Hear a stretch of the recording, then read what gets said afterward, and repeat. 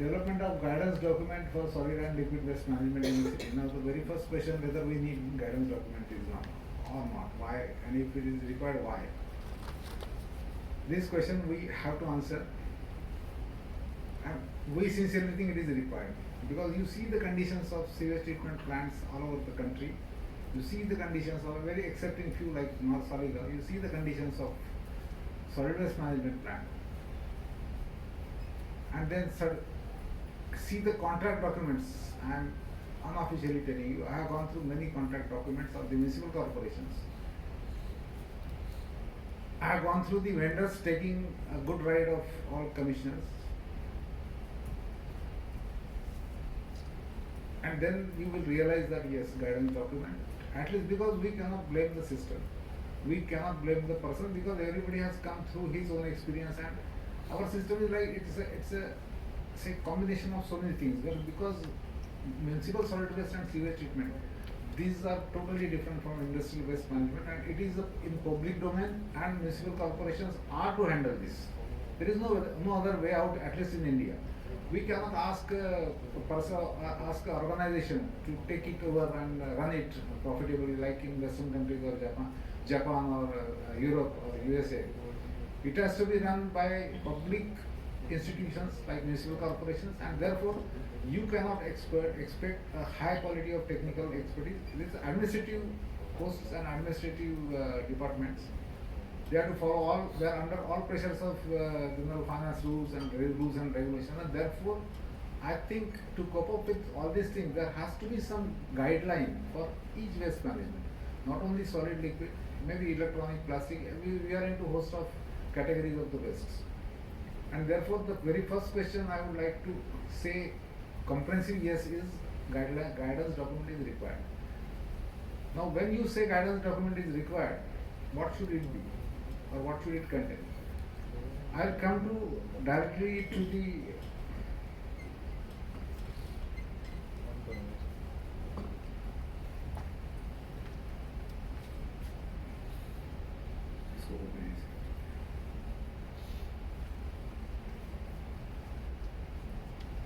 liquid waste, that is sewage treatment part.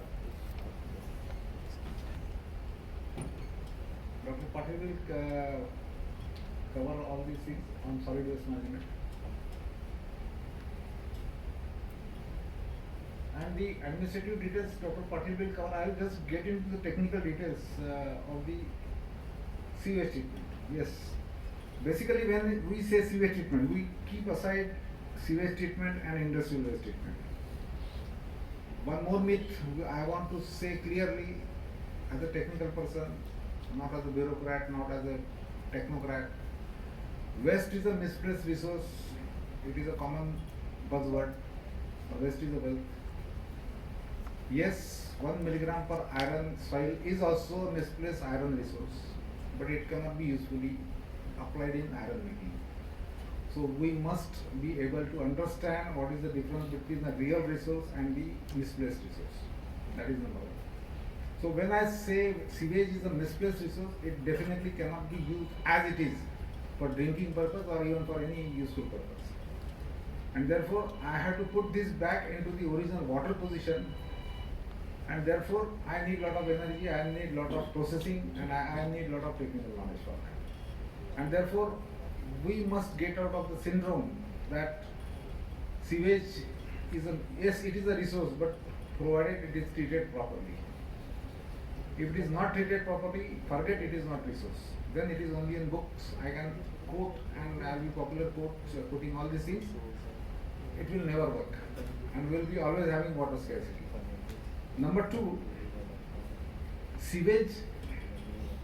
When you are treating sewage, there are basic technical things. You cannot bypass any single thing unless it is like it's a human body. So it is a collective thing which works out. Heart is functioning good, kidney is not functioning good. It should not be like that. We should emphasize on each and every aspect of the sewage treatment, and that is the reason why most of the plants are failing, because we are just trying to get into the domain where we are saying that we are treating sewage and using it, reusing it, without getting into the further impacts of that on the environment. So there are regulations, there is need, and I will not hesitate to mention here is that there is a request from Ministry of Environment and Forest to NEERI that we must review all the regulations.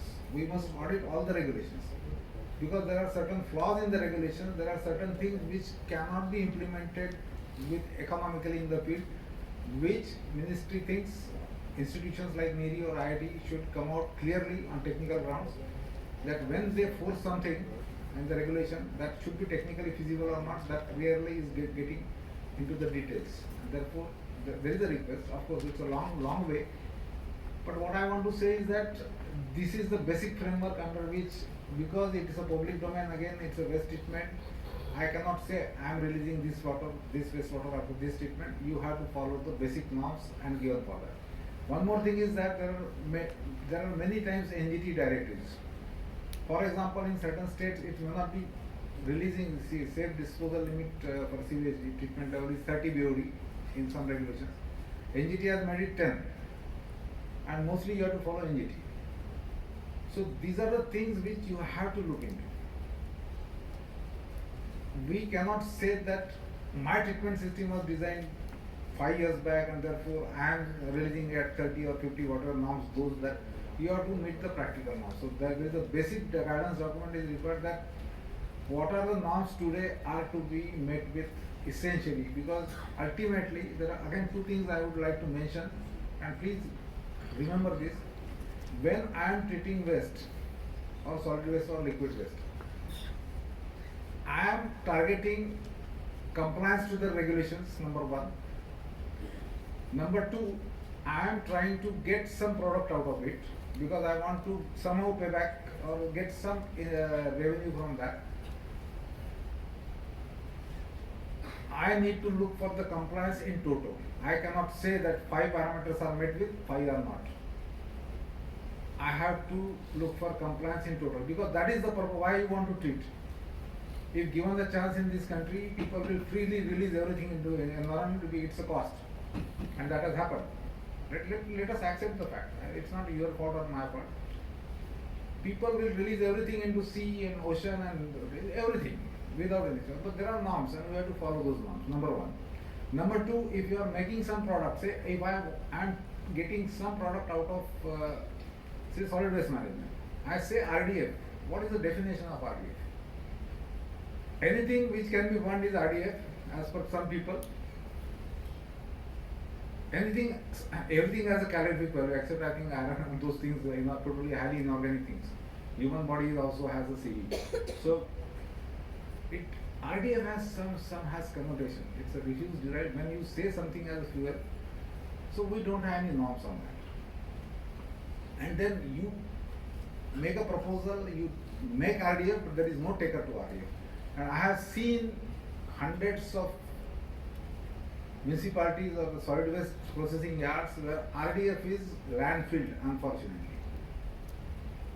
Just you are converting, paying money to the contractor, you are losing a lot of energy, you are converting waste into RDF. RDF waste, it is waste, no taker. It is because you are not knowing the norms. It is we easily say it can be used in cement factory. Who will use it? So guidance document is required for such things. When I say I am getting compost out of, I think there will be a lot of discussion on compost. When I say compost, anything doesn't smell is not compost. It has to have, that is the FCO, there are norms on it 2016 regulation that a compost has to meet, when you say something is compost useful for food crops, it has to meet with all these norms. And normally, another thing which guidance document has to look at, I convert everything into compost. For example, I will always quote this example. There is a centralized facility in Mumbai, say Devnar. It's a big issue. Kanjur. You convert everything into compost. Who is going to use compost in Kanjurmarg? Who is going to use compost in Devnar? It has to be transported to the user agency. There is daily, if you are thinking of 10,000 cubic meter tons of waste per day, and then even if you assume we are getting 1,000 tons per day of the compost, who is going to take that compost? Users are far away from Mumbai, probably. So transportation cost is another thing, and that's how your economic model gets into the bad shape.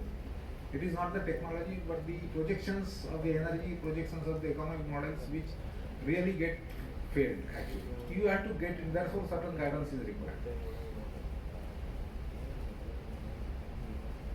Now major question, guidance is required. I have seen many places where there is a fund available to the municipal corporation for setting up sewage. There is no conveyance system. I cannot have sewage treatment plant without sewage getting collected at one place. And when tendering and everything goes on, and then suddenly problem comes, who is going to collect the wastewater? Now solid waste is okay, transportation is a well-known thing, and anyway solid waste cannot be conveyed of its own by mechanical means, it has to be always transported. Sewage, and then you come to know that first you have to, what the government has to spend is on the conveyance system, on the sewage, and then retrofitting sewerage system into the existing societies or existing, it becomes very difficult, and the plan remains on the paper. Therefore decentralized waste or treatment or centralized waste treatment is another answer, and guidance is required for that. Now in case of solid waste management, decentralized systems will generate some product which can be transported. In case of sewage decentralized systems, what you are going to do with water? You are generating daily sewage, say a few cubic meters per day, even if it is a small society. That has to be, you cannot transport it, then the cost will be very high. Or you have to use it locally, then you say for irrigation purpose, this purpose, that purpose, and if you have 4 months of monsoon, where you are going to irrigate.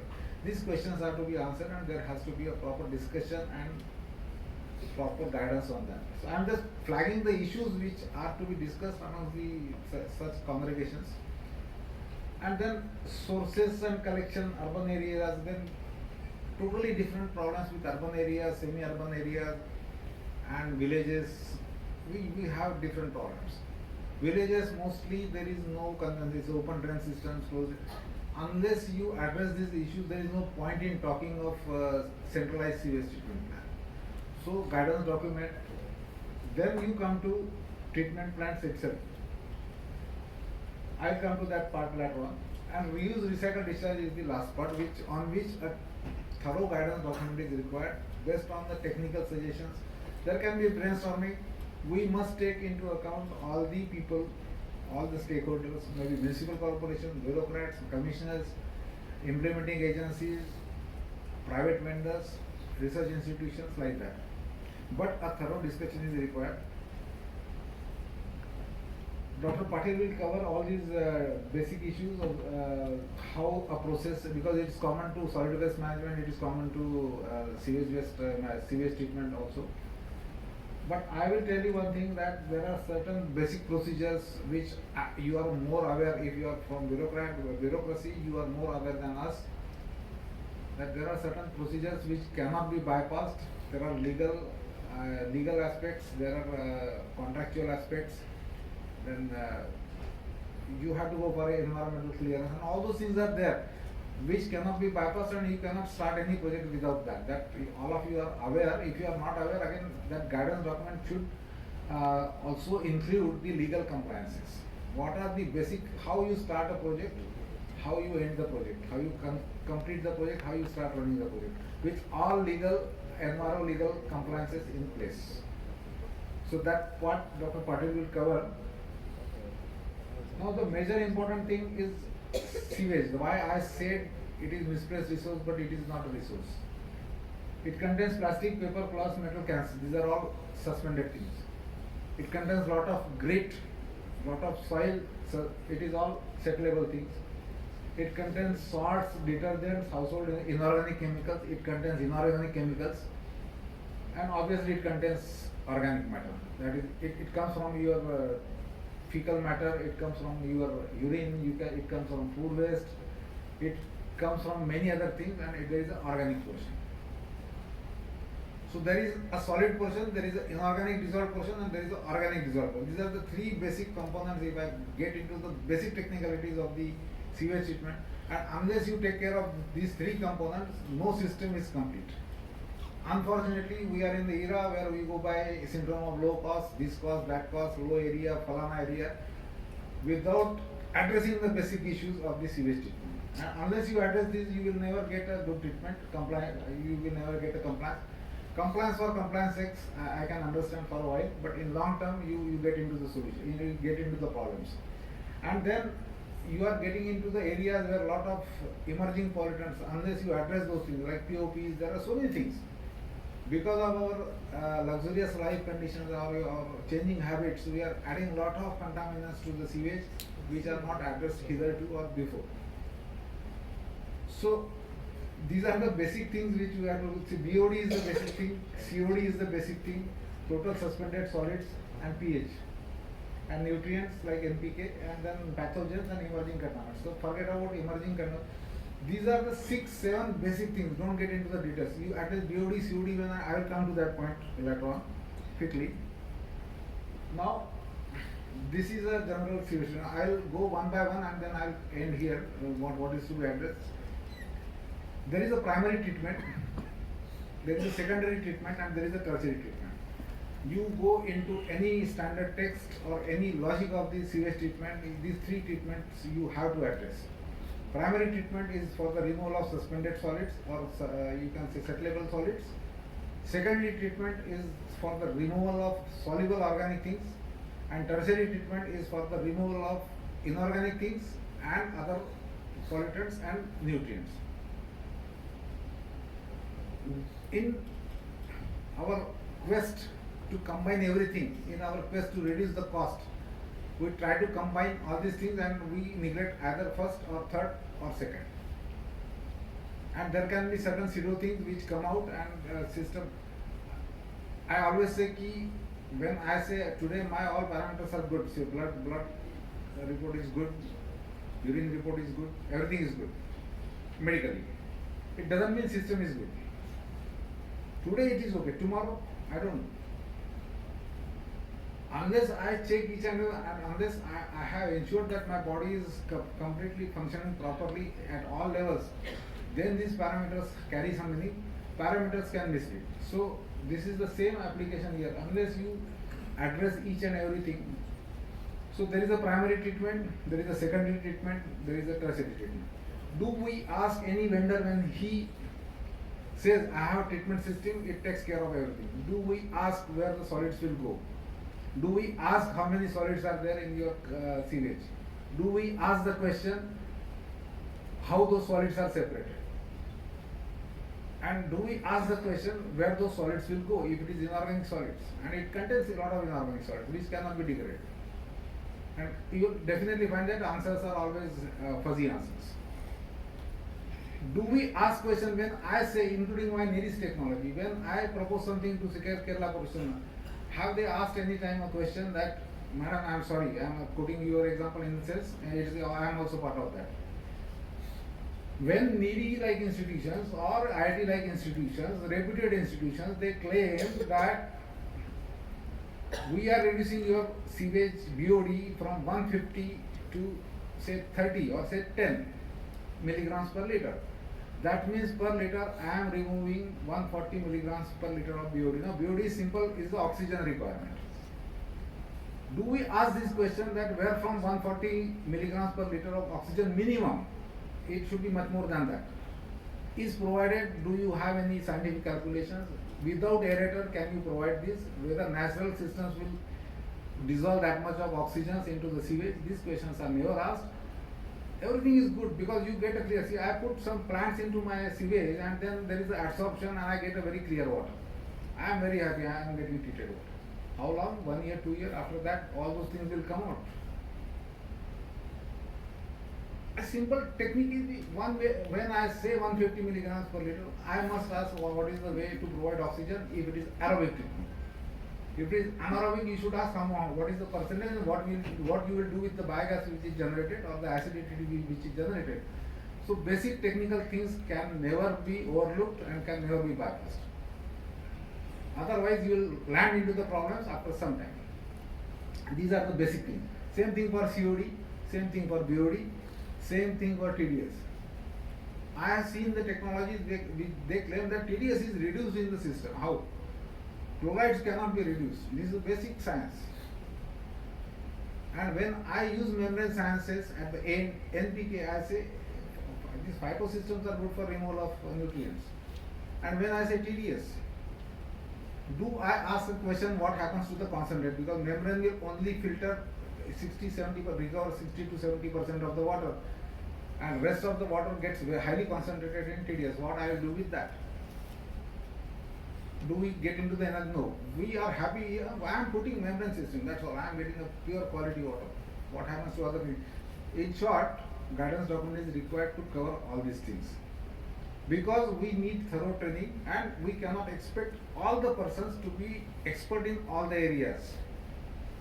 A bureaucrat can be expert in environmental legal compliances. He may not be expert. A technical person may not even look at the environmental legal aspects.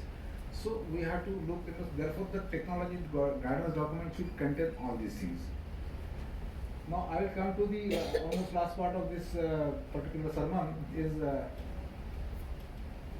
now conventional aerobic, anaerobic. Now these aerated lagoon oxidation, these I am talking of ages when I am probably even before me when I joined oxidation ditch was a common thing, trickling filters.